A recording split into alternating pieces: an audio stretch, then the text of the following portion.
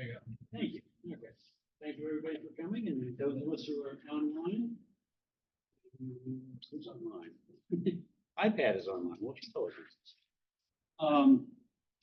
First off, we do have one remote participant, I do believe, for. Well, unless this is Alita, who's listed as iPad. If that's you, Alita, could you use the raise hand function? She was planning on remotely attending.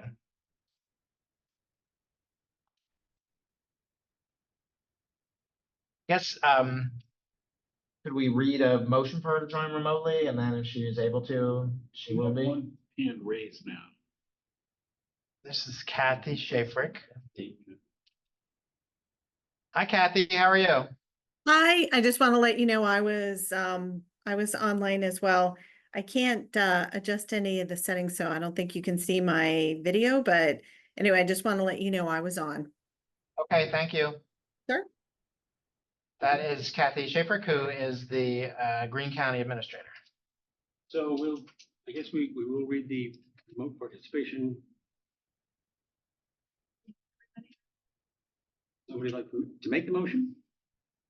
I move that Alita Child's request to attend today's meeting of the JMRL board remotely due to a temporary or permanent disability or other medical conditions that prevents physical attendance be approved.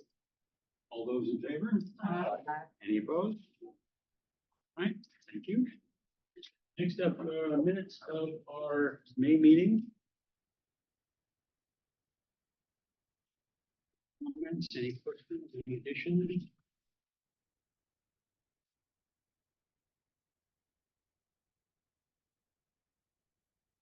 Not, but I have a motion to accept the minutes as presented. I move to accept the minutes as presented. All those in favor? Aye. Opposed? Okay. Announcements. Yes, David. I have several announcements on board reappointments. So congratulations to Lita, who was reappointed by Nelson County and is technically just beginning her first term because she was filling out a term there. And also congratulations to Mike, who was reappointed by Albemarle County and will be beginning his second term. So that means that for the full library board, the only vacancy we have upcoming is going to be for Kathy for Charlottesville after her last board meeting in August. She's counting down the meetings. And applications are now open with the city of Charlottesville for that seat. Yep.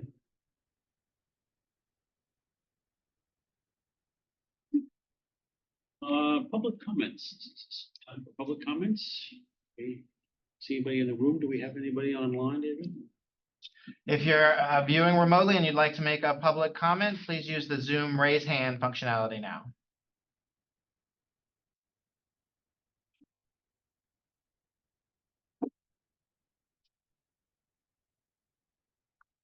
Looks like no public comment today, Tony. All right, we'll move on to continuing education. Today we have Camille and Britt from Britton Avenue. Talk to us about the Seed Library. Hello.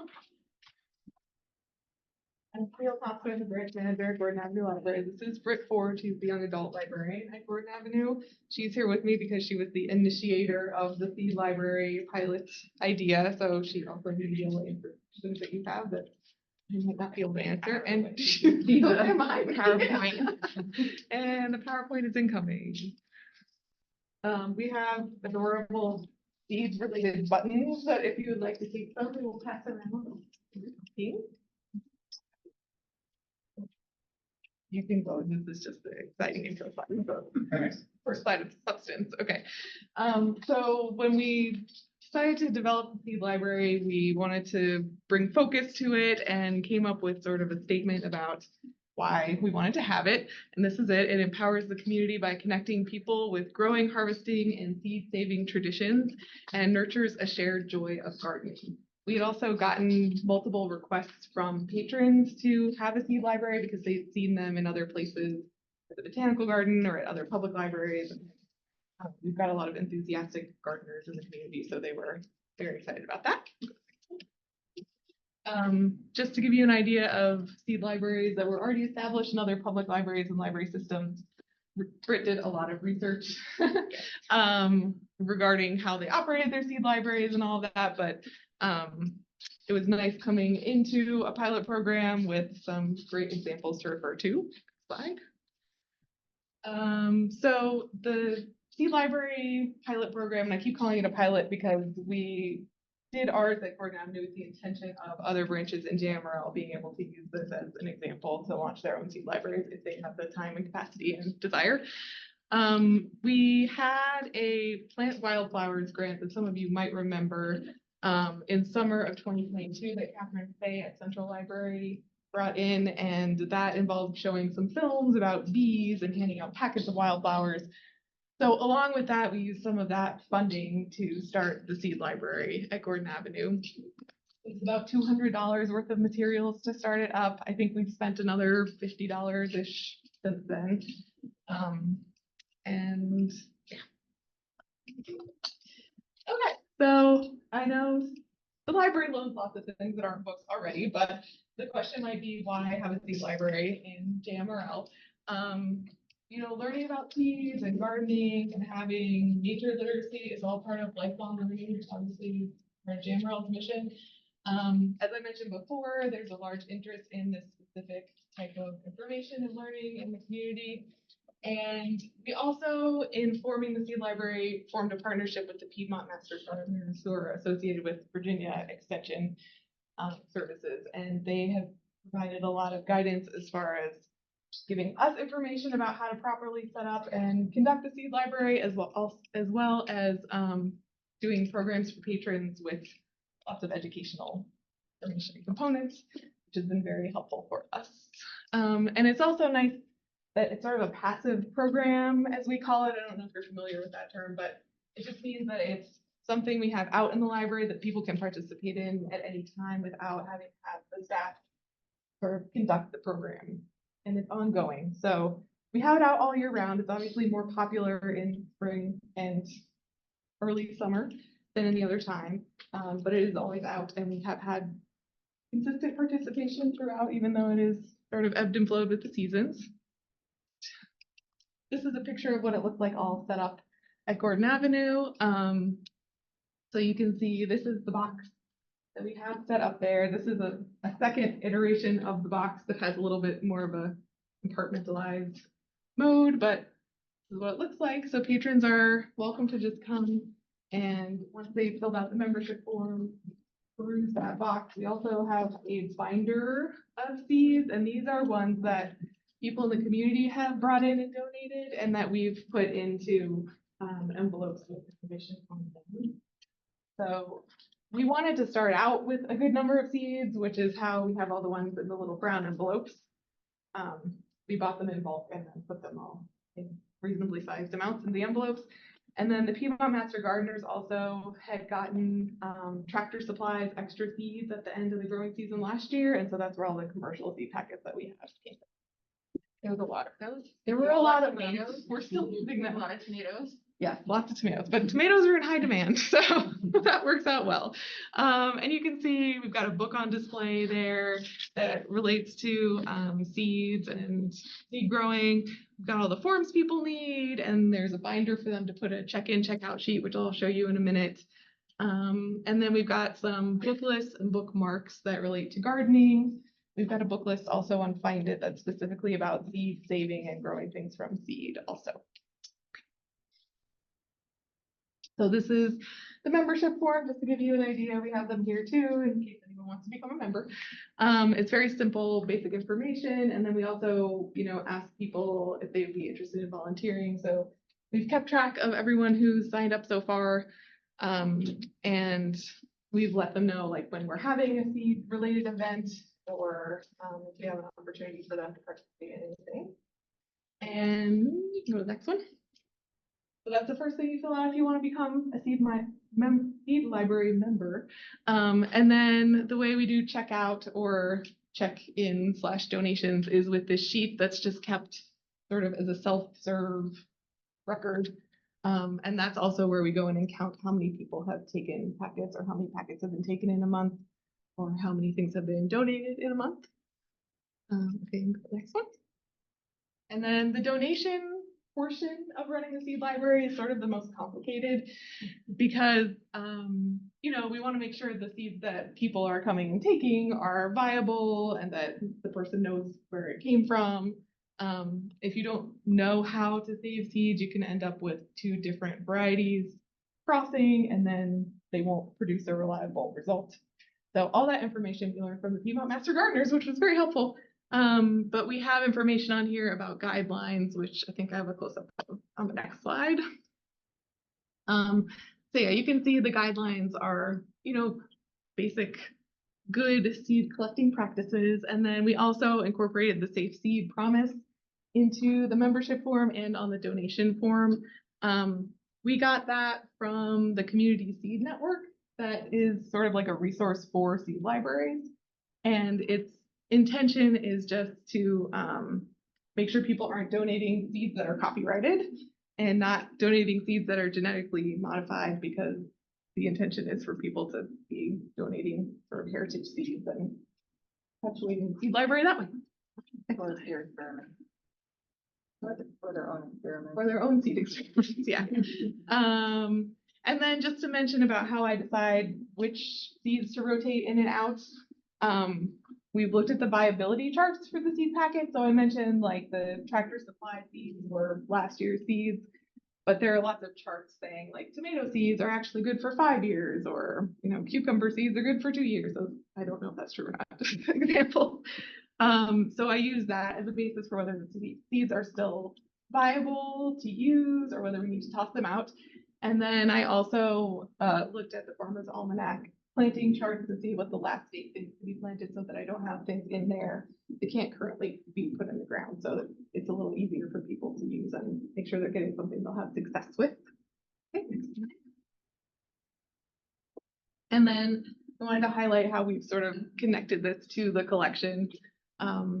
We already had a lot of really great books about seeds, seed saving, growing from seed, but we also ordered some additional ones specifically to have at Gordon Avenue so that we can put them on display with the seed library. This book of seeds is one of my favorites. It's really cool. It's got like actual size pictures of different seeds from all kinds of different plants and tells you about them and where they came from.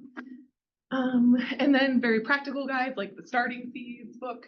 So the seed library promotes the collection and the collection promotes the seed library, and it all works together very nicely. Right? And then to talk a little bit more about the Piedmont Master Gardeners, we've had the plant swap going on for quite a while, which I'll talk more in detail about in a second.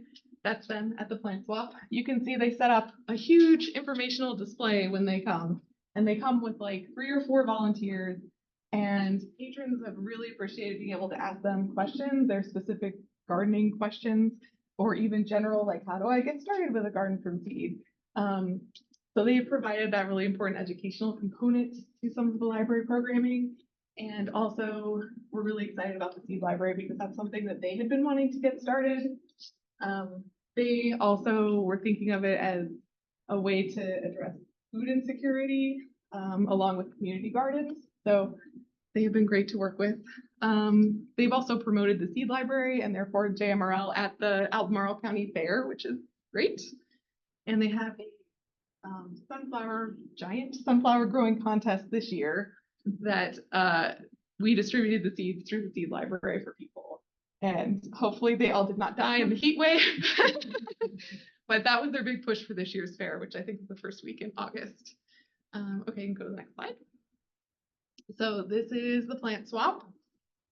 We've had that going for several years now, and last spring, well, spring of 23, was when we debuted the seed library at the plant swap. They obviously go together quite nicely. So that's where you saw the Master Gardeners had the big table set up. It's a great program that people can drop in and drop out and bring plants or just take plants, because we have some very generous folks who bring extras. And then they can learn all about it from Master Gardeners, and we have a cart of books out, and we have the seed library out now so that people can also learn about growing from seed. Okay, fine.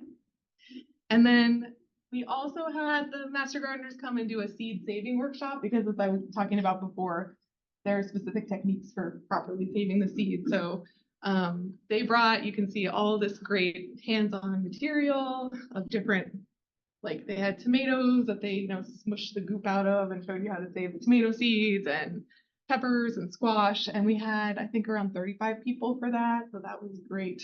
They were all very excited about it. A lot of them joined the seed library while they were at the program. Next slide.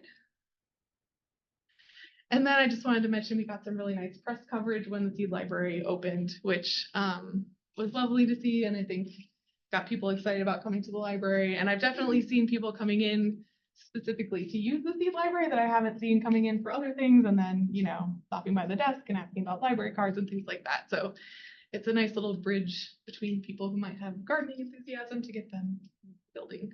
I will say I got an email from a public librarian in Arkansas about how to start Arizona or Arizona.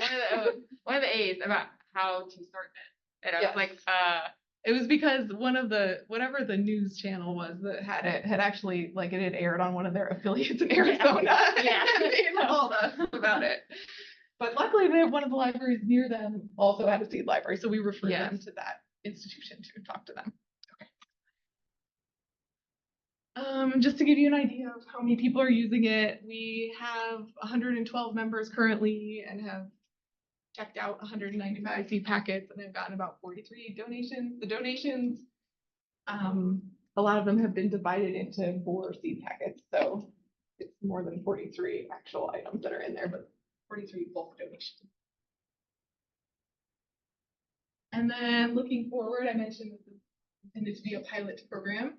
Crozet has also begun their little seed library, and we pass on all the forms and information and brochures and booklets to them that we had used to make it a little easier for them to get started. And this is a picture of their setup. So it's nice because it's small and it can adapt to different branches and their space constraints. And then Greene, Nelson, and Scottsville are all working on starting their seed libraries as well. So I think that might be it at the end. Yeah. Okay, great. So does anybody have any questions?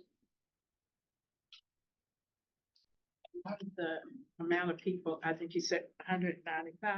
Mm-hmm. How many of them do you know were first time? I don't know, because that's not a question we asked on the form. Okay. So my information on that is a little bit anecdotal, but that's a good question and some information you might want to collect going forward. Like, when was the first time you came into a JMRL branch? Would be a good question. Are the seeds mainly vegetable type of seeds? Yeah, there's some flowers. flowers and vegetables, some herbs. We talked to the master gardeners about which things people would be most successful with as beginners, and tried to purchase those to know that we kind of had a good base set up for people. And then the things that people have donated have been a whole variety of different things. And I was thinking about reaching out to some of our local places like the Summer Exposure Seed Exchange, or there are several people who are propagating native species. Yeah. Yeah, and we had talked to them about the native species. They're difficult to grow from seed, apparently. Yeah. So that might actually be a great idea for a program to have specifically them, master gardeners propagate native plants. If I want to share this program with someone who I think might be interested, is there a landing page on the website, or is a link that I could send someone? It's Under our with the branch. library of things, and it's also on the branch page.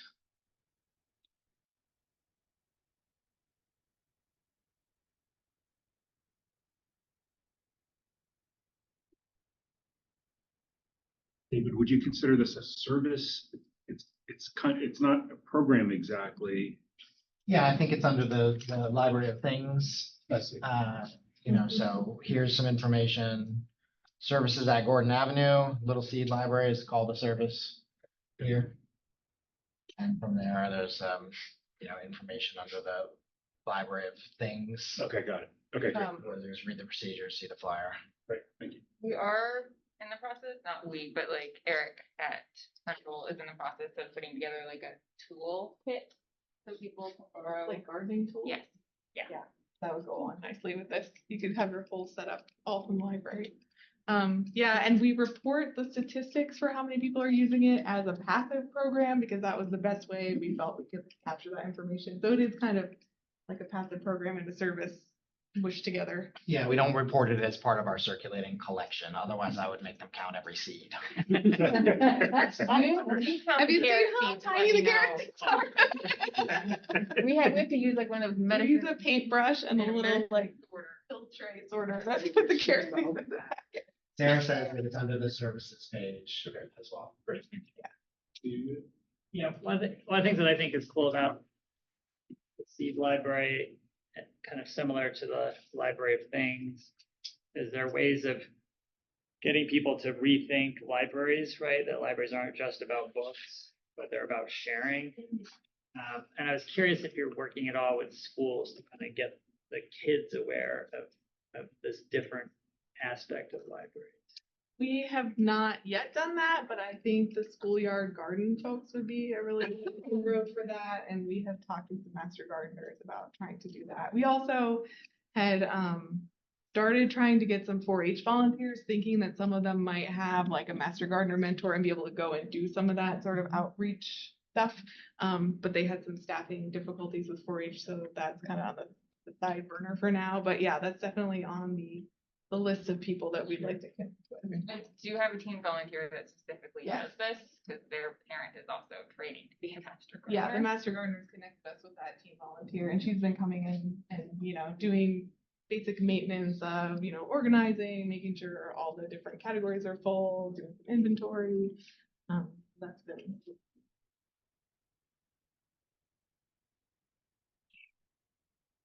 It's great. I mean, and talk about your high impact program. Certainly, it's wonderful. Thank you. Yeah, thank you. Great. Yeah, and we'll leave the seed library and then the information for you if you want to take a look at that, and we can also leave the brochures.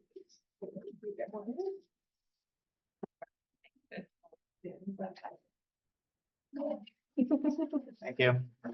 We need to bring this back. I had to say it was on a field trip. Put a sign up saying we want Now. Seed Library currently closed. Back soon. A policy committee report. Okay, the policy committee met today and discussed and finalized drafts of 3 policies. Displays of original art, cooperation with schools, and emergency closings. Those are ready for a first reading by the board whenever they're convenient. Because we just finished wordsmithing them today, they are not part of today's handouts. So if you want, there's 3 and they're about a page each. You can pop it open. But the options are we kind of read through them on the screen now, or we just do it in the handouts and count as a first reading next month. But folks want to do. I'm happy to work through this. They don't seem to be lengthy. It seems like we have enough time today. Okay, so we have emergency, is it closing or closings? Closing. I think emergency closing. And in each of these, the black text is what was there already, and then the red are additions, or you'll see a strikeout or a red line. But what we've done here is nothing brand new. The scope here is we wanted to, this is mostly communicating to the public, I think. But it's saying that the director makes these choices about when the library is open or closed, and it presents some guidelines that he'll be sort of guided by or take into account, and that's various partner jurisdictions. But it doesn't bind him specifically to if this one is closed, you must do this or do that. And it's partly because we have a broad region and the conditions might vary across the region, and so there needs to be a little bit of flexibility. But this gives everyone a sort of an indication of how we would be guided by that. Then the middle paragraph just tells staff and the public and other stakeholders, here's how you're gonna find out if there is a closing. And then there's a concept of, this is mostly weather related, well, but there could be other facility pipe burst or something, you know, that's covered here. But if there's a volcano eruption or asteroid strike, and so forth, there's a separate policy that is called, you might have helped me with the exact title, I think it's called emergencies. emergencies. And that essentially the function of that was reviewed within the last couple of years. That's something that our insurance requires, and it states that we do have an emergency action plan, which is sort of an operational document. And David told us a little bit about how those are maintained and so forth. But this just provides a hint for staff and others, if there is one of those sorts of, you know, dinosaur attack, it's a hint that there's a document and you should find that and start leafing through it furiously. And that's what you do next. So that's our scope here. Any questions on this from our first reading? Are our directions to library staff normally kept in the other place, what are the staff procedures, is that, Generally, yes. I mean, is that something that is in the procedures, like what you're supposed to do in case of? Yeah, that emergency action plan itself there is a procedure. So the policy committee talked about this a little bit, and I think some of the conversation from 2 months ago was about, well, how much detail should the board get into here? Should we lay out, you know, in case of this, then this? And I think that 2 months ago, the policy committee thought, well, we should just make sure that the public and staff are aware that these procedures do exist somewhere. But to your point, generally that type of direction only to staff is not in policy. Yeah, Policy it is just the board's. seemed a little abrupt, so I think it was just sort of like, I was imagining being the patron and reading the rest, and then suddenly it's like, oh, well, library staff are supposed to do Right. something else, and it's like, oh. We had that conversation today about whether or not to keep this or Yeah. to remove it, or I think in the end we decided we would take it to the board. See what Yeah. they all thought. Again, this is the first reading. Yeah. And I think that was just my question, I think, in terms of. I think Do functional. staff go to policies for stuff like this, or are they going to? Yeah, and in case of an emergency, they should go directly to that emergency plan. And they would not be looking in policy for an answer to, they're gonna look in policy when it comes to interactions with patrons about things that the patrons would have questions about the policy, you know, like a patron might have a question about our displays of original art or things like that. And they would go and verify to make sure they're saying the right thing. But in this case, I don't think they would come here first. And I think functionally this sentence also serves to just indicate to the public, hey, we do have plans in the case of emergency that exists. And we're not. But it sounds more like you're directing library staff to do something. That would be, if you were telling the general public, you would say library staff will consult, you know, as opposed to they should do something, right? I mean, I don't know. Yeah, so this could be reworded, or it just be what the library maintains an emergency action Yeah, plan. and that could, I mean, in terms of. The other one. Yeah, What I would want to see is, as a member of the public, as library staff will have already memorized the emergency action plan. They will be taking measures to keep Everybody's safe, right? Big red button. Remain calm. But my serious thought behind that is just, is there sort of a once a year reading of things like that? Like, Yeah, you don't want to be reading that plan when in the middle of an emergency. The other policy says that there needs to be annual review and training Okay. on the emergency action. So these two things, you know, they're related, but the other one is about what should happen during an emergency. This one is specifically supposed to be addressing when do we close the library. Yeah. So to Mary's point, like, I think I would be fine with removing that Yep. last sentence. Either But, way.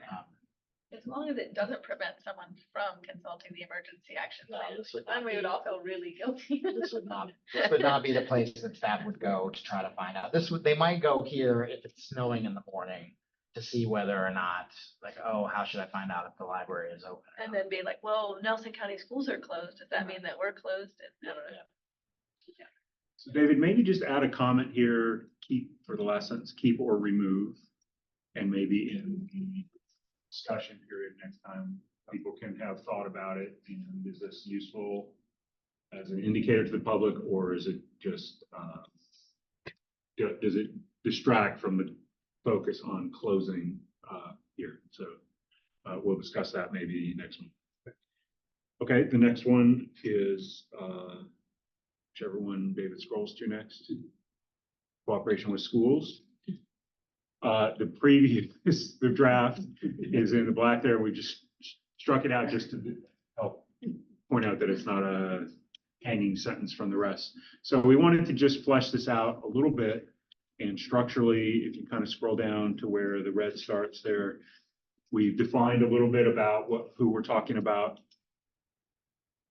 With a little bit of definition about what the term school means for these purposes. So it's public, but also private schools, child care centers, homeschooling, families, cooperatives, and so forth. And why do we cooperate? It's to these purposes that are described in the intro. And really, this again, I think the function of this is to kind of communicate to the public, well, if you would like support for your school, here are some of the types of things that JMRL can do or help with. So these are the bullet points that we talk with staff, and these are some of the things that we already or periodically do. And then the last paragraph there is, well, if you're interested in our support through any of those types of bullet points, here's how you do it. You visit this page for visits, you visit this page for cards and partnerships, and then there's a catch-all if you want something else. So that's just sort of the structure here. Who we're doing it and why, what we can do, and here's how you get involved. I would just add that this is not part of the 10-year review cycle for the board. This came up because the policy committee was looking at the community partnerships policy that you all voted on last month. And there was some discussion about, well, how much should we get into partnerships with schools or homeschool groups? Because that's a big thing that we do. And then started looking at the existing policy and decided that we had had enough kind of meat there talking about what we wanted that policy to look like to go ahead and put this together now off cycle, because normally it wouldn't be up until next year after next, 2026. You have a hand raised, I think, on the Zoom. I had a question, Go ahead, we can hear you. okay, about the child care centers linked to nonprofit institutions. Yeah. What about other child care centers in the counties? I know my great-granddaughter was going to the Well Center, and that's with the church. But I didn't consider that a nonprofit since I was paying a nice little bit of money for her to go. But Nelson County, in their outreach, comes to they come there and for like a story time for the kids or something like that. So I consider that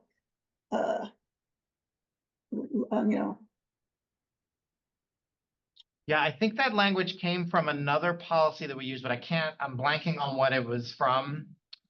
Alita, it wasn't Safe Child because we just did one. So I think that language was a holdover, but certainly now that you mention it, I mean, JMRL does visit childcare centers that are not linked to nonprofit institutions. I mean, there are scenarios where they will go to a home daycare to provide service. So that's something that maybe should be looked at. Oh, it's in the teacher cards policy. okay. So this language here at the top that defines schools comes from the teacher cards policy. Yeah, that caught my attention too, because the private schools can be for profit. Right. And so it just wasn't Yeah. understand why that was there. Thank you, Brittany, for pointing that out. So those currently, I think that if you are working in a childcare center that's not linked to a nonprofit institution, you're not eligible for a teacher card. But we are certainly providing some services there, so it would make sense to me maybe just to remove that Yeah. language. Thank you, Alita, for bringing that up. Uh-huh. Okay, and then we'll have further opportunity for discussion after you see this in the handouts. Some of this information on the website when people request to visit, do we have, Yeah, I mean, is at that jmrl.org/outreach. that where you wrote a lot of the language from? No, I think a lot of this language is new based on what the policy committee was talking about. But we could incorporate it onto that if you like. It just seems really friendly and sort of like great ideas. So if I was a school and I was like, oh, how can I work with the library? And then be like, oh, here's 5 ideas right here. That's exactly the intention of that. Yeah, I don't think people go to the necessarily the policy thing for that. So Right. if I was just hunting on the website, that might be a really nice way, because we did want to bridge more with schools and get invited more to come in. I haven't done a deep dive to see how much of that is on there. I feel like I'm so unfamiliar now with the new website. I kind of hunt back and just like go a little bit. So that's why I asked, I'm like, is it there? I thought I'd seen it. Is there a process piece where when the policy is being updated, there is a check to sort of see, are we aligning with the website?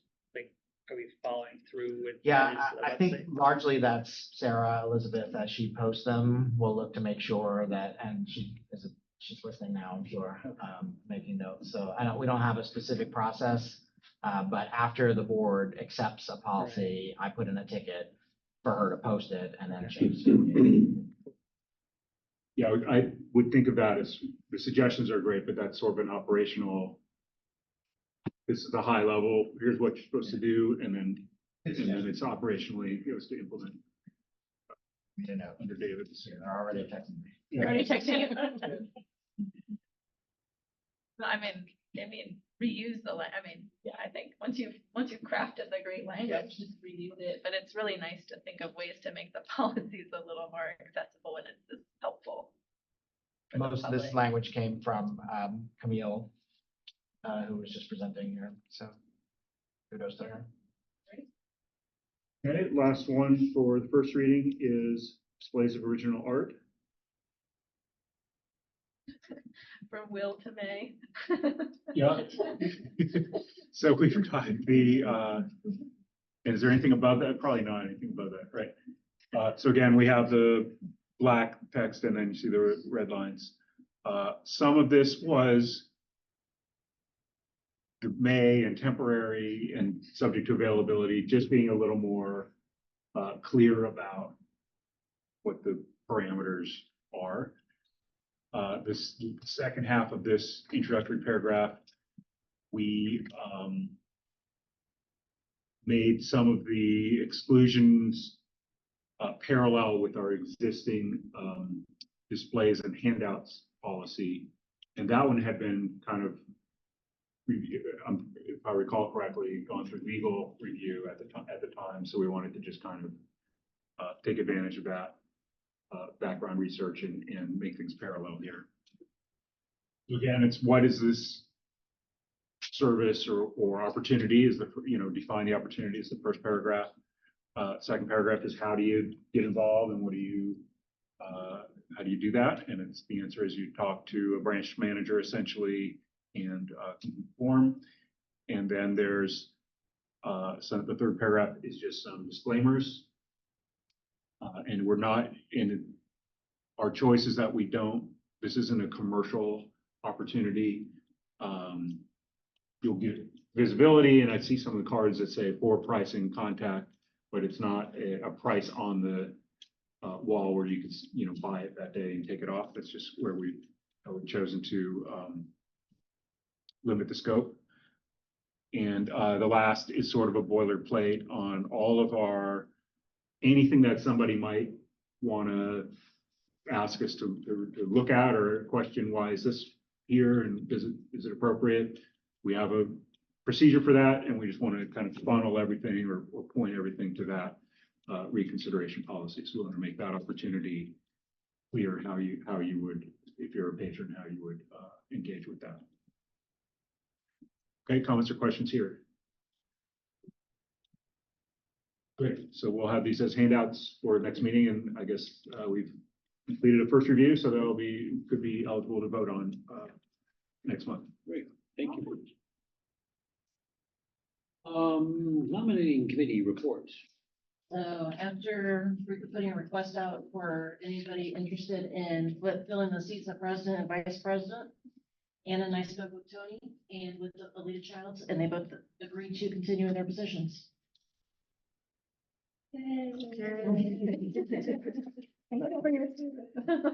have no other nominations that were put forth. May I say something? Your committee did a good job. Do we need to vote on that? Do we need? Yeah, it's on the agenda under new business for voting, but All right, so we'll move on to old business. We do need to indeed vote on our fiscal year 25 budget, which is in your handouts. majority of your handout. I was like, wow, this is so heavy. Can I just say one thing here, Tony? So just to point out the increase in state aid Right. that I sent you all, it's about a 10% increase from the proposed budget that you all adopted last November. It's an increase of $102,329. So this also marks JMRL as the top recipient of state aid in Virginia. The changes in the budget are reflected on page 8 of your handouts with an increase in the line books and an increase in the line library supplies. Those are materials that you see on the books, like the stickers and barcodes and things like that. And we've been a little under budget there for a while. So those two got a boost there. That's the only change since the budget was adopted by the board in November, with the exception of the appended equipment budget that was presented by the budget committee last month. So just that's the only difference between what you reviewed last fall. And I'm also happy to report that this increase in state aid funding was finalized by the Library Board of the State of Virginia earlier today. And now state aid for public libraries in Virginia is 98% fully funded.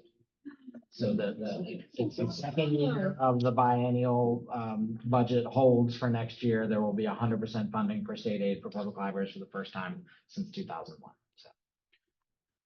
David, just since we're on that topic, has that created any stress on our acquisition cycles? Because I know that came up when we talked about a bequest of coincidentally about the same amount. Yeah. Any comments? It will. Now is a good time because we have a year to plan for it. Early in the year. Yeah, it hasn't started yet. The year starts in July. So there's better time to plan for it, but certainly we're starting to reach the capacity of what we can manage in terms of selecting and processing materials with the staff that we have. So one of the things that we'll be talking about going into next budget cycle is potentially using some of this funding on the staffing. We're also looking to change our salary structure and things like that. So currently and historically, it has all been for books and materials, with the exception of a period, I think in the 80s, where there was a position that was funded through state aid. When state aid was on the chopping block and has been so far down since 2001, it wasn't really an option. JMRL needed the funding for books and materials. But if we're convinced of the stability of this, we can start looking at other opportunities and ways to use it. And just anecdotally, I have already put in enough purchase requests To cover it. cover that. Well, then somebody has to sift through all those. Is what they do. Somebody who's sitting behind you there. All right, if no other comments about the budget, I have a motion to accept the budget as presented with the addition of the increase in state aid. I will move to accept the budget as presented with the state aid. All those in favor? Aye. Right. Any opposed? Great, we have a budget. All right, and now we can start on next year's budget. Already started. Next up is a discussion and vote on our 5-year plan. And in your handouts and in the email from David was a link to the staff work on this, the 5-year plan. And we have here in our handouts the overview of the 5-year plan that Meredith Committee Do you mind, Meredith, if I show this website? It's up. Oh, yeah, I did see that. So this is in response to comments that the board made last month, asking that some of the more operational associated goals. So there's the 5-year plan itself, which is in your handouts here on page 27 and 28, I believe. It's Yes. designed to be a one-pager. This is a vertical version, so it's not going to look like that. It's a horizontal version to be handed out to stakeholders to explain what the library board's vision is for the next 5 years of library services. And then there's a parallel implementation plan, which has a list of measurable objectives for staff, and here's how we make sure the board meets those objectives. So at last month's meeting, Anne had brought up the fact that she felt that members of the public would like to be able to see some of those as well, to be able to see, are we ticking these boxes? So special thanks to Sarah Elizabeth for putting together jmrl.org/future, which just has a little bit of information and context about what the 5-year plan committee did the past year, including the strategic planning survey results that were shared with you all as a continuing ed at one point. And then also a link to this implementation plan, which is in its entirety in your handouts. It's about, it's several many pages. But this includes all of the, after our preamble, all of the values, strategies, objectives, and then key performance indicators for staff that fit under all the information that was in. So that's not, this is a staff level procedure, so it can be changed, it can be adapted, as things change over the next 5 years, some of these targets might move. But I think I would be interested in having the board have an endorsement of this document, similar to what the board has done for the employee handbook in the past, knowing that it will change, just saying, hey, we've seen it, this is a good start here. Okay, please. So it looks like you have a brainstem here, which is to say, what is the timeline, which I think is really helpful, what's the outcome desired, and who's gonna be started with it. So like, at that time, you're gonna be talking to, for instance, the children's services manager or Yes. something. It's from there gonna grow, like, what are we gonna do to make this happen? Is that was that sort of the board request last time? Like, because I think that was in the other plan before, right? That what some of the tasks that were gonna happen. Those should be included in this document. And they will as it continues to grow. If So there are things that aren't there that you would like to see, like, are you looking at a specific example? well, no, I mean, I'm just picking up randomly the first one. So it's a desired outcome, number of juvenile cards on the rise, increased digital circulation to juvenile accounts. Yes. So I imagine the children's services manager would probably have a plan for that at some point, right? Yeah, I don't know that plan exists right now. No, but I'm just asking, I think that's what I'm asking right now, because I know this was like, went from 0 to 60 really fast. So like, just for the board to know, as this document continues to grow, when the children's services manager then has a chance to sit down and say, like, these are things I think we're gonna do, is that added to the plan? That hadn't been my vision for it, Okay. but if that's something that the board directs me to do, I'll certainly. But I don't, Yeah. I guess, yeah, okay. They want to any question. My own thought or reaction is this is exactly the right level of scope and transparency and visibility. It's in a link and it's available and it's got high level, so we know what it means when we're improving the security of spaces, right? But here's the 10 things at a high level. I don't personally think it would be, there's a balance of too much and being precise and concise. And I think this is, for me, this is right at the right balance. And I'm not saying that we're gonna vote on whether or not those tasks that they're choosing are correct, but I just remember that was that kind of level of detail, which was like, to get more juvenile cards, we're gonna do 10 times more events at schools or something that I'm just guessing. I just don't remember all the way. Was that true? Am I not remembering correctly? I think it probably had slightly more definition than this, but maybe not to that extent where it's like, okay, we're gonna have a fun run and we're gonna do the A, B, and C. It might have had things like, lists of we love to say, potentially including, and then a list of, Yeah, you know, a few things that would be, But I imagine that's more of also an some of internal these- thing. Right. So you're gonna be meeting, you're gonna be probably meeting with people and saying, well, how's it going with getting more Yes. juvenile cards? Yeah. What's your Yeah. plan? Some of these might include that level of detail already when there's something that is in the works that we already know, like, okay, hey, we're working towards this. This is gonna help the board meet their. Oh, like the map of the new possible kiosks and outreach. Yes. That's very Yes. specific. Although this is still broad enough that, analyze available data could be a lot of things over Yeah. the next 5 years. Yeah. Okay, cool. So I also felt like this was a really great level of detail and a really good complement to the high level plan. It kind of, kind of relieves that concern that people are gonna say this is just blue sky stuff and they're gonna feel like there's some teeth to this. So I felt like it was a great addition. Two things. One is just a kind of a typo at this top, towards the top where it says plan structure.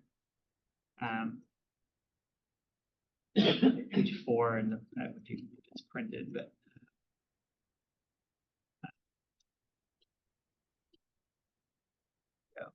So in the purple,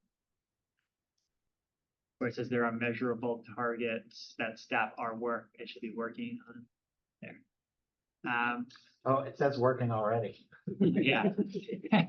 Very fast, very fast. And the other thing was,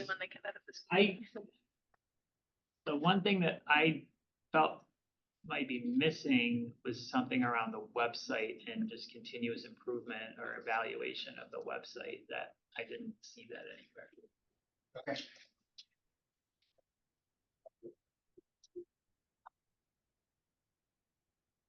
I don't have it's not indexed in my brain yet to say, here's where that would be. Yeah, I searched on website and I searched on digital and I didn't find anything that just talked about there's some pieces of digital, but I do think that the website it's an easy thing to overlook because we take it for granted, but it's such an important point of contact for everyone.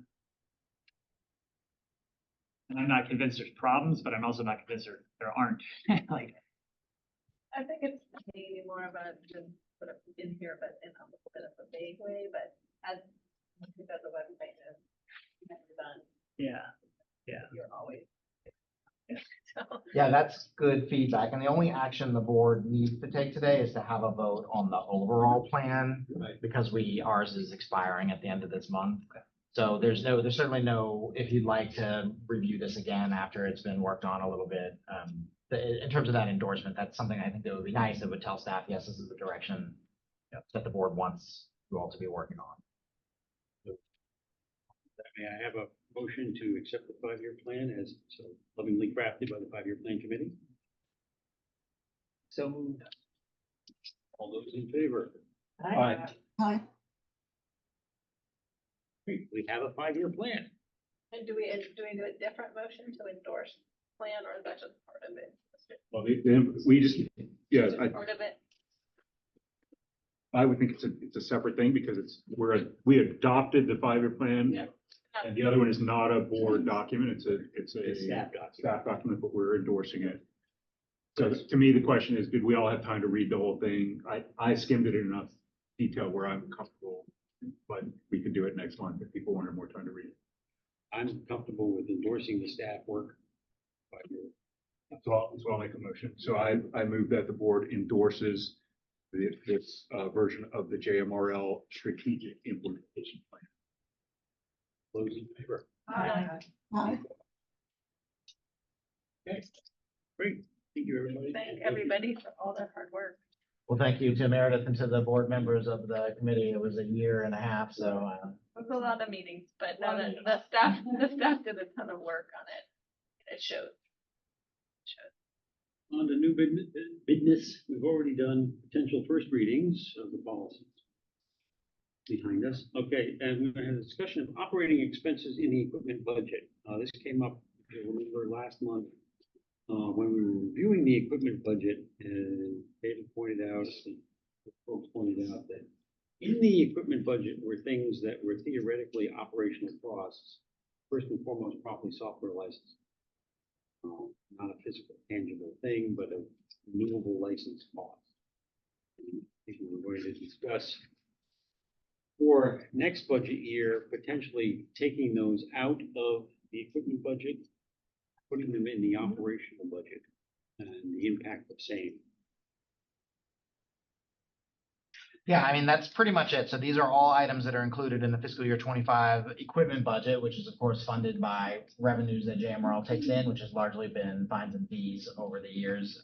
So as the board was discussing fines and fees and looking at that in the next few years, we mentioned having to replace all that funding for equipment, and the board directed me to, can you see this? After discussion, to pull out the items which myself, Kayla Payne, and Jerry Carchidi would consider to be ongoing operational costs that are currently being paid for out of the equipment budget. These are things that JMRL needs in order to provide service. It's not a chair. We need chairs too, but it's not a one-time purchase for a piece of equipment. These are ongoing costs to provide library service. So the bottom line is about a little under $110,000 worth of equipment, which is somewhere roughly in line with what bring in fines and fees every year. So there's a discussion to be had as JMRL puts together its next operating budget, which this board will vote on in November, about whether or not to start moving some of those things into the operational budget and talking to our jurisdictional partners about it, understanding that we're going to have other pressures on the operational budget in the years to come, largely to do with the salary work that we're working on. So I can answer some questions about some of these. And I can get more specific information about what other things to do moving forward. But basically, everybody knows what antivirus costs are. Authority control software is the software that we use to make sure our catalog headings are in line with national standards for catalog headings. Deep freeze is on the public PCs, which basically makes sure that you can't save anything to them. So if I log in and save my bank statement on it, it's gone when the next person looks at it. Envisionware maintenance is the running the public printing and signing up for public computers. Fortress is a similar public PC maintenance thing. It's what our IT staff uses to set permissions on new machines that they're putting out. Google Workspace, it's a big cost there, 11 grand. That's all of our email, Google Docs for the board, for the library staff as well. The hotspots, this is the annual cost for service to them from Kajit. So that is, I think not all of them, but maybe Kayla can educate me on that later. But this T-Mobile is later. Yeah, T-Mobile is down there somewhere too. So those combined are all the service for these hotspots, not just the physical devices, but the cell service there. Know-Before is a cybersecurity subscription that we have. The locker support and maintenance is $10,700. So that's needed on an annual basis to keep those lockers up and running. And we've already been using it because they've had problems from the get-go, including small critters getting into them. Manage Engine is the IT ticketing system. JMRL uses. There's the ticketing software, and then there's the Manage Engine product on top of that, which is used to push out software updates and things like that. It's the way that our IT staff controls machines at 8 different locations in a bookmobile, both for the public and for staff. Mozio is the reference chat. If you ever go to Ask a Librarian, that's what the cost of that is. Kiosk maintenance is annual cost. So this is for the next 5 years, $3,300 for that. Troomba is our online program registration. SmartNet is the service for our networking equipment. The T-Mobile hotspots. The web filter, we're required to have a filter for our public web materials. So that's content filtering. The hosting platform that we pay for hosting all of our digital resources there, and then wireless printing is for the public to be able to print things without logging into our equipment. So currently, these are all equipment costs. Some of those are cost recovery. Wireless printing. There is some amount of money that comes back in from that in terms of the costs that the public pays in order to. Which is maybe the thinking about why I got in here in the first place. Right. Like there's revenue coming in for 10 cents a game. This was just strictly informational. The board asked me last month, what these things were, but I think that the budget committee and the full board is going to have to think about this and talk about it as the board thinks about. Obviously, again, as part of the larger discussion. Do we away with fines and fees? Do we scale back fines and fees? We had that discussion. So this is what part of that would. How much in addition in the equipment budget, I guess, because of. I think the total equipment budget of 300 and some. It'll be right here in your packet, Yeah. so like only- pages back. Right. You replace, for That's why I example, asked you, because I know you you know. replace a certain number of workstations per year, and that you were not counting that in this cost. Correct. Right. That's included as we consider that to be an equipment cost. Yeah. So it's 305,292, so roughly $200,000 in just equipment. But you're saying that we get like 100,000 something in fines and fees, is that? That's roughly the number that the board looked at last month. Okay. From, and I think that was just a snapshot of. Right, right. And so the rest of the equipment budget comes from jurisdiction. No, none of the equipment funding money comes from So it comes jurisdictions. from like the principal. No, that's a separate thing as well. It largely comes from fines and fees. So there are things like printing that is not a fine, it's a fee. There are other Okay. things that we do for a fee service that we charge people, sell bags. The bags probably make $100 a year, but that's an example. I think there are other forms of revenue that come in, that go into that category. I think Jerry touched on them last month, but I'd have to get Okay. into more detail. Okay. I was remote, so I probably didn't hear. Notaries are free currently. So that was one of the things that was discussed as a potential source of revenue, if the board was looking to make up revenue, is charging for notaries. Because the library is one of the few places left that people can get things notarized. And it's a very popular service.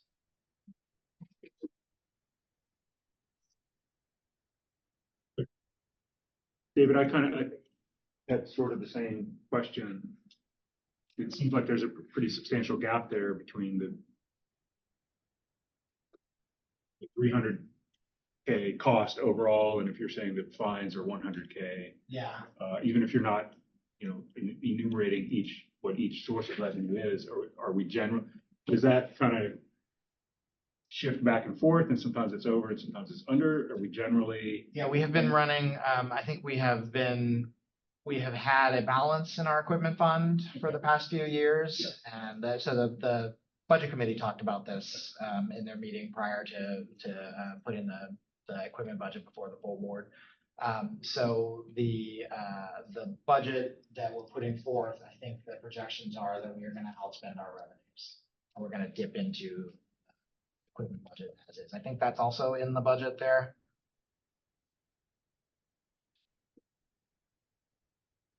So the anticipated end of the year balance is 412. We're anticipating revenue of 175. We're projecting 305,000. So this is not sustainable. It is the model for the last few years. It's the model for next year.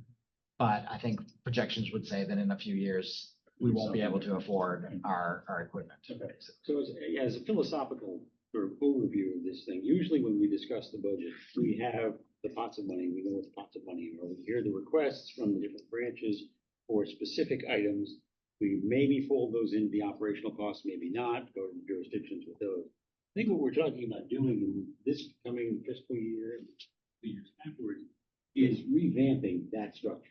Is talking about, do we need to move this cost to another pool of money? Do we need to identify yet another pool of money? Is it the endowment? Is it something like that to pay for equipment? I just want to sort of get everybody prepared that we're going to have more of an in-depth budget discussion going forward than perhaps we've had in the past. Structure. I think the board has done a little bit of that this Yeah. spring, talking about the CACF funding and where that's gonna go. This conversation we're having right now about what's in the equipment budget that's probably not operational. Until about 7 or 8 years ago, the costs for our integrated library system were in the equipment budget, and that's $150,000+ every year. And it was just when it was bought in the first time we automated in the 90s or late 80s, it was considered equipment. You bought a computer. Now everything is different. It's a different world. It's software as a subscription. So we need to change our thinking.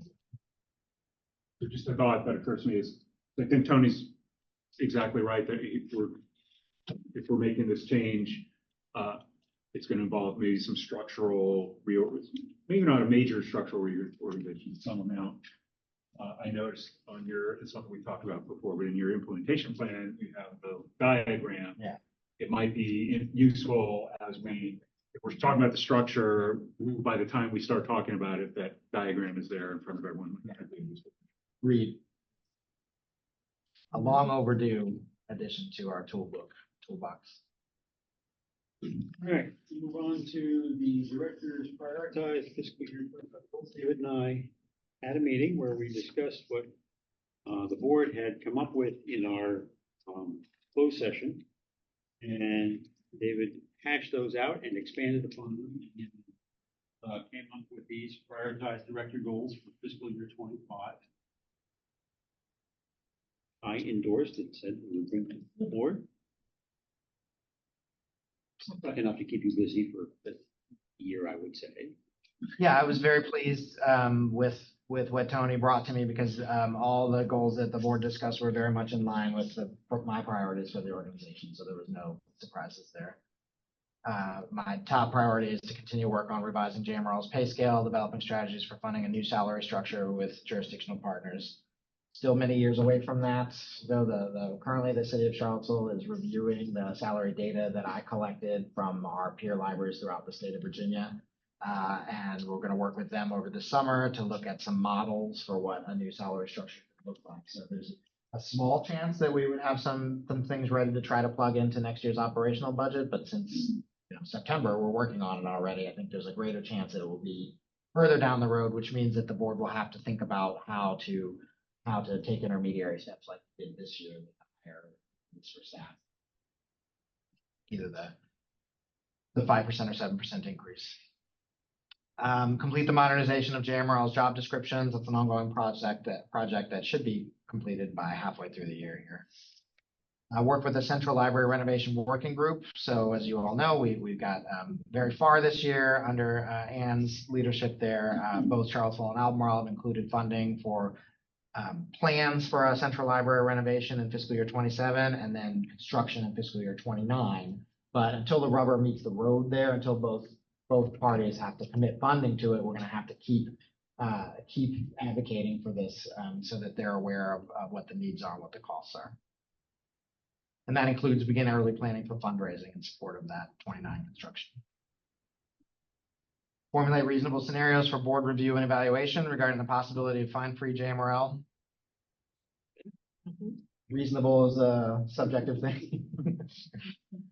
And then continue to pursue JMRL website modernization and improvements, including developing long-term strategies for catalog stability and usability. I'm sure some of you tried to renew some materials. Brandy was asking me before the meeting today over the weekend, and our Find It catalog had a catastrophic failure on Friday afternoon with a process that refuses to start. So staff are working feverishly on that. It is open source software. We've been using this for a few years now, but there are a lot of good things about open source software, but getting tech support for it is not that easy. So one of the things that we'll be looking at prior to that, the catalog that we use forever, which is now our classic catalog, is an out-of-the-box catalog from our integrated library system provider. They are now offering discovery layer tools similar to Find It. So we'll look at some costs there and do some analysis. Is it better to buy their out-of-the-box project where they will do the system administration for it and we know them and we've worked with them for 20 years and we know their ticketing, or is it better to continue to do it on our own, which is more effective for the library system? So at any rate, that's more detail than you needed to know there, but that's going to be one of the focuses when we're talking about the website in the public's mind. The catalog is the website. There's no differentiation. It's part of the website, I should say.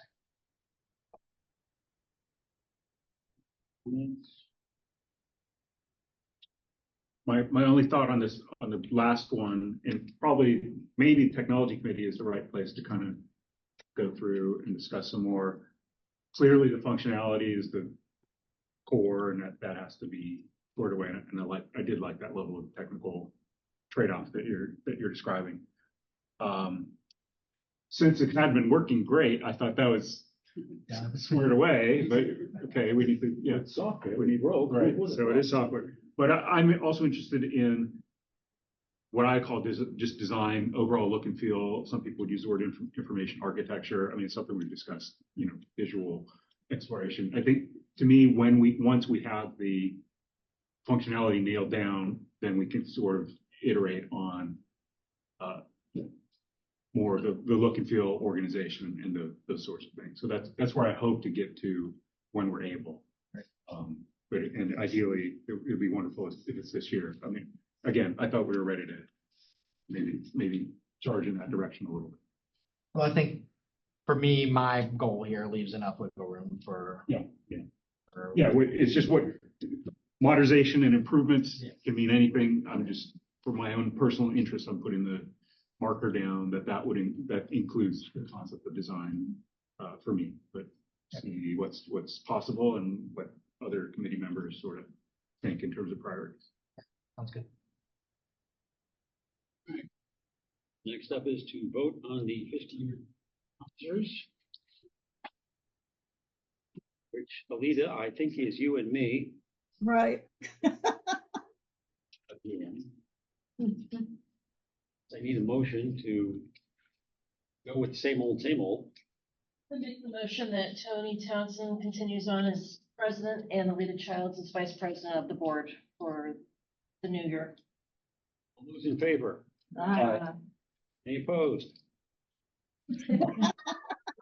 You're supposed to be doing down, down, down. I tried. I really tried. I'm sorry. Okay. All right, great. Thank you, everybody. Appreciate it. Thank you. Hopefully I'll have my health back in good working order, because the virtual meetings are nice, but not it's not really good at working with the rest of the board. It's like sometimes you can't hear, and so hopefully I'll be back in the same room with everybody soon. We'll make that a goal. There you go. Yes. All right, the library director's report. Okay, I am pleased to announce that trustee Mike Powers' poster session titled Regional Patron Usage of Map-Based Visualization has been accepted and will be presented at the Virginia Library Association's annual conference in Norfolk this October. Co-presented, yes, I agreed to stand there. So I think perhaps the board could convince Mike to give a continuing ed on this sometime between now and then. It's kind of a dry run. Obviously, I'll be working on it until the night before, so closer to the October date. Want to see it with the poster. Yeah, we got to see the poster. Yeah, I'm Like a ninth grade science We project. want the whole thing. I don't know if it's going to be just a big visual, but it's a web application that you interact with. So that'll be part of it. The poster will have at least some kind of laptop. I move that we have this presentation in July. Since I was on July's continuing ed is already. I was going to say September, so it's time to be. Yeah, right, last minute, yeah. He doesn't tell the dog ate his poster.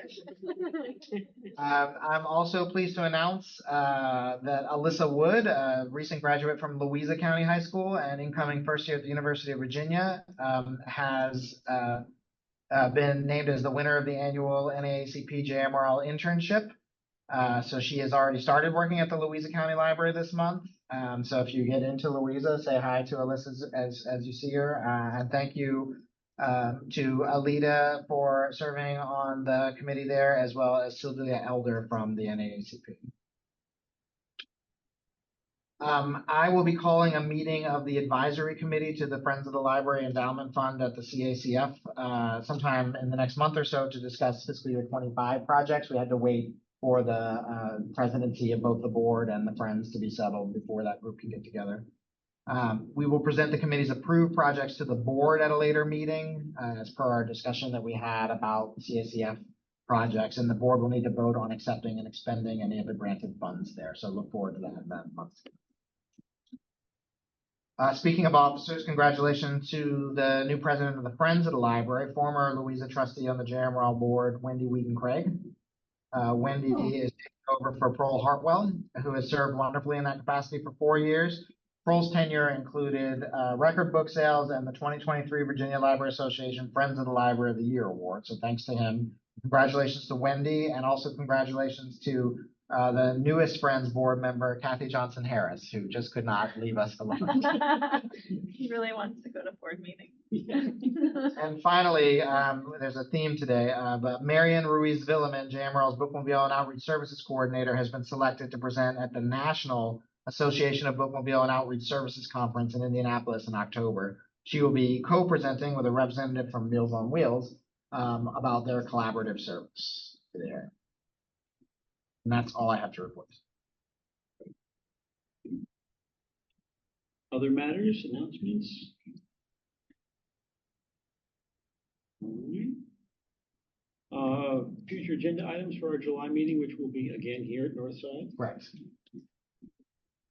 The board had discussed having a continuing ed on collection development in the beginning of the year, as the policy committee is going to be looking at the material selection policy. And we will have the second reading, possibly a vote on the 3 policies. Do you have any other committee meetings between now and then? None that are currently scheduled. Except for potentially that advisory committee for the CACF. If that happens, then I can give a report to the board on that. Other agenda items? We're giving that up something. We always do. If not, then I will entertain a motion to adjourn. I move to adjourn the meeting. All those in favor? Hi, Thank you, Alita. Thank you all. thank you.